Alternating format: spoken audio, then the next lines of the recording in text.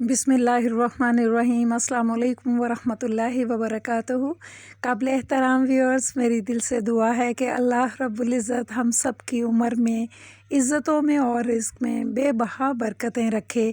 हमारी औलादों को हमारी आँखों की ठंडक बना दे, हमारे मरीज़ों को अल्लाह पाक शिफ़ाए कामला दे, और दुनिया में जहाँ जहाँ भी इंसान परेशान है अल्लाह पाक सब की परेशानियों को अपने फ़ज़ल से दूर फरमाए। और जो हमारे प्यारे इस दार फ़ानी को छोड़ के जा चुके हैं, अल्लाह पाक उन्हें अपनी जवार रहमत में बुलंद मुकाम अता फ़रमाए और उनके कबीरा सगीरा गुनाहों को मुआफ़ फ़रमाए। आमीन या अरहमुर राहिमीन।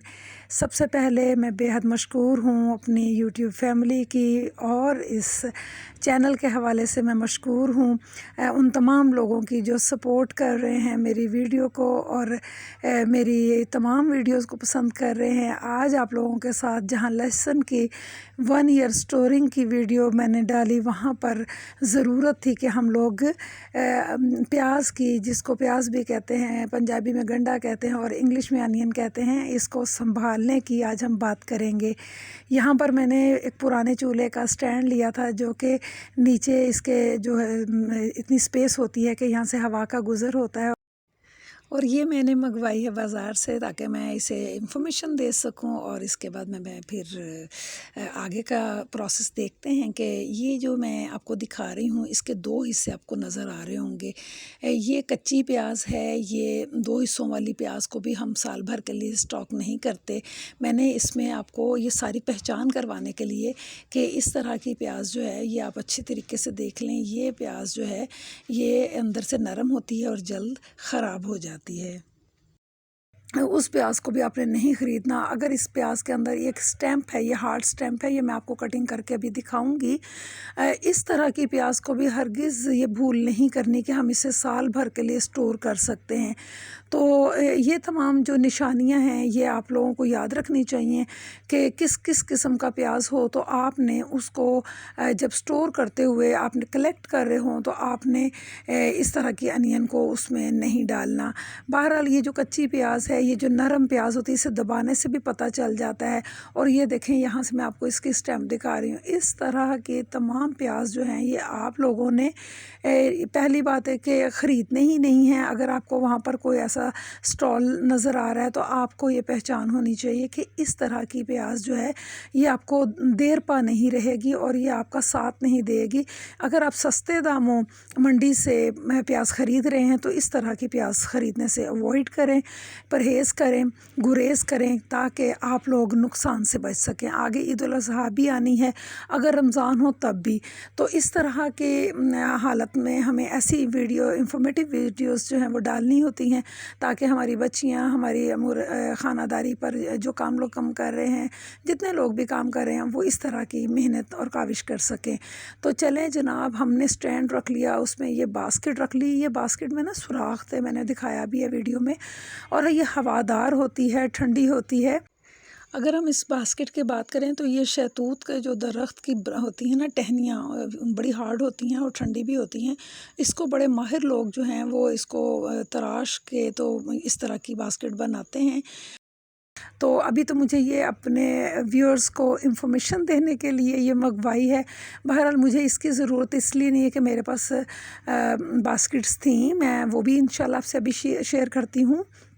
और ये देखिए कि सबसे पहली बात ये है कि प्याज जो हम लेते हैं ना, ये सख्त होना चाहिए, ये खुश्क होना चाहिए, ड्राई होना चाहिए, तब आप इसका इंतखाब कर लें। और इसके जो छिलके जैसे आप हाथ लगाते हैं ना, तो अगर वो उतरते हैं तो उतार दें, और अगर नहीं उतरते तो उसे छोड़ दें।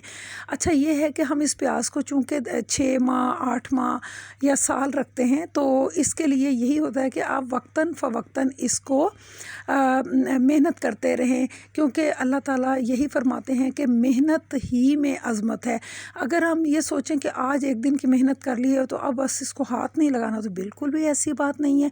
हमें चाहिए कि हम 10 15 20 दिन बाद इसको दोबारा से देखें। अगर इसके अपर में जो छिलका है वो फिर ड्राई हो गया तो उसको फिर उतार लें, या फिर उसको चेक कर लें कि उसमें अगर कोई प्याज जो है वो थोड़ी बहुत ख़राब हुई है तो उसको इससे सेपरेट करके दोबारा उसे फ्रेश कर दें। कभी कभार वक्त हो, आपके पास एक्स्ट्रा वक्त हो, तो आप अपने इस तरह की रखी हुई अनाज की चीज़ों को साफ़ कर लिया करें, चाहे जैसे लहसुन है। हाँ, मैंने एक इन्फॉर्मेशन आपको और देनी है। अगर आप स्टॉक कर रहे हैं तो ये देखिए, ये वाली अनियन जो है ना, इस तरह की अनियन को आप उसमें ना डालिए। चुनाव कर रहे हैं ना, हम इस वक्त चुन रहे हैं। आप लोगों ने लहसुन और जो प्याज है ना, इसके स्टॉक को तो इकट्ठा रख सकते हैं, करीब करीब इनकी बास्केट्स रख सकते हैं। आज की वीडियो की जान जो है एक ऐसी टिप है जिसको आपको सारी ही वीडियो को एक तरफ रख कर भी अगर सुनना पड़े और उस पर अमल करना पड़े तो ज़रूर कीजिएगा।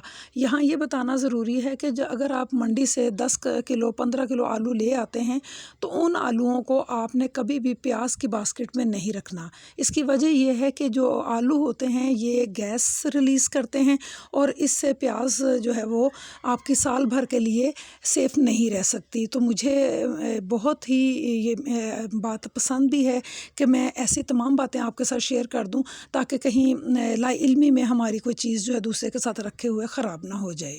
और तमाम सेब प्याज के ऊपर हल्का सा कपड़ा भी डाल दें। मैं यहाँ पर जो बास्केट मेरे पास घर में थी मैं वो दिखाती हूँ। ये आप कहाँ से हासिल कर सकते हैं जनाब, ये पान का स्टॉक जहाँ से आता है ना, ये उसके लिए होती है। ये भी बांस की ही छिलकों को बड़ी ही नफासत से बुन के इस तरह की बास्केट तैयार की जाती हैं, क्योंकि पान के जो लोग शौकीन होते हैं पान खाने के, जब उन्होंने इसकी तिजारत करनी होती है और बड़े शॉप से छोटी शॉप्स पे लाना होता है तो वो इसके अंदर हवादार बास्केट के अंदर इसको लाते हैं। तो ये मेरे करीब ही बाज़ार से फ़ारूक साहब को मिल गई थी, तो ये हमारे पास पड़ी होती हैं। तो मैं इस तरह इसको स्टैंड पे रखूँगी ताकि ये ज़मीन पे या आपकी किसी टेबल पर भी ये बिल्कुल बेस पे ना लगे। नीचे से हवा का गुज़र होना बहुत ज़रूरी है, रोशन भी है, हवादार भी है। तो इस तरह की चीज़ को आप 6 माह 8 माह साल रख सकते हैं ऐसी चीज़ों में। चाहे इसमें आप लहसुन रखें, चाहे आप इसके अंदर प्याज रखें, अदरक रखें, तो ये इनके स्टॉक के लिए होती हैं।